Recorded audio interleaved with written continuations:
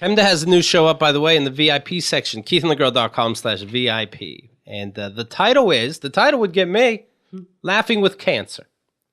Oh. Mm-hmm. Wait. She's very provocative. Explain, Chemda, please. I interviewed someone named H. Alan Scott, and he's. Oh, yeah. Do you know him? Mm-hmm. He's a comedian and a writer. He's a New Yorker, but he had to stay in LA because that's where he found out he had cancer. Now, because he's a comedian and a lot of his writing is comic based, he had to find what's funny about cancer, which he told me was like one of his first jokes. Okay, what's funny about this? I just found out I got testicular cancer. What's funny about this?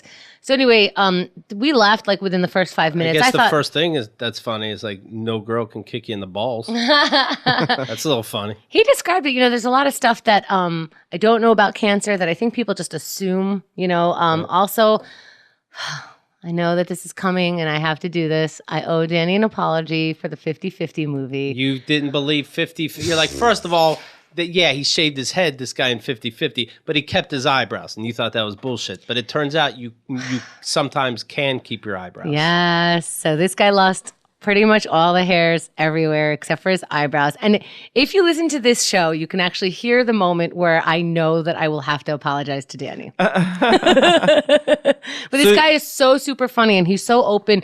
I asked him about, how everything feels, like what he thought of, who he called first, what the worst thing that people told him was, the best thing you can do when you find out your friend has cancer.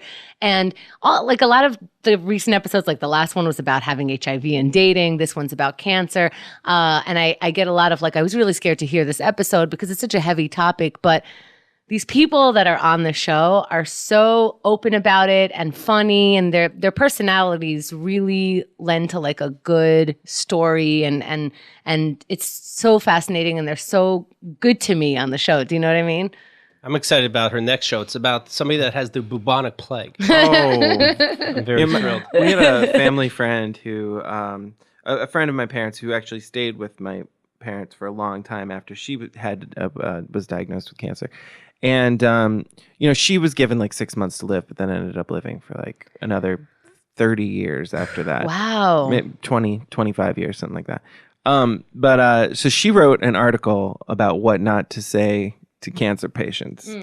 And it was hilarious. She's a very funny woman. And what's an example that you shouldn't say? Well, how's your cancer? I'll give you the title of the article of what not to say to cancer patients was, "My uncle died of that, and it was a horrible death." Oh, God! You probably shouldn't say that.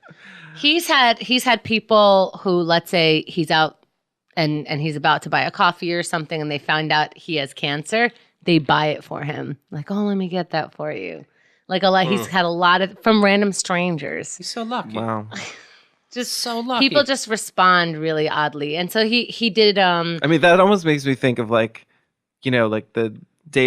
Larry David sort of Curb Your Enthusiasm. Maybe I'll just have some Starbucks cancer. I'll just Well, if you go to H. Alan Scott, it's HALAN Scott, SCOTT.com. You'll see some videos. He did a video about what it's like to be with cancer, but it's funny. It's so he has cancer. no balls, right? He just has hanging skin. He has one ball. They had to remove the other ball, right. And he didn't get one of those prosthetics. So yeah, he described the skin. So he has we all have one testicle longer than the other. He has one a lot longer than the other. Yeah, he jokes that they took the big one or something. That'd be a shame, right? Okay, you don't even know what are you going to do with it.